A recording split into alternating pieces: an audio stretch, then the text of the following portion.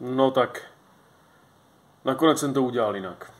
Vrátil jsem tam původní přítlačný kotouč, protože když aktivuji spojku, tak to, jak to otlačí, by to myslím, že nemělo dělat problémy.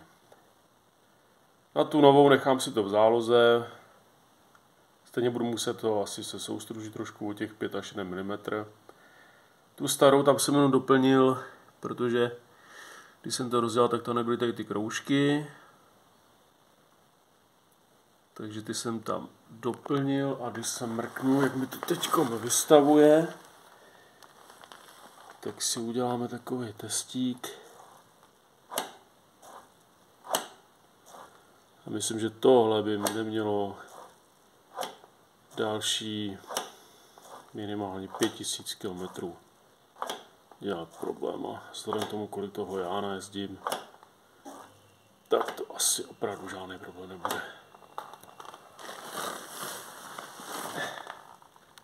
A aspoň je to v původním stavu, vzhledem k tomu, že to opravdu v tom původním stavu chci nechávat.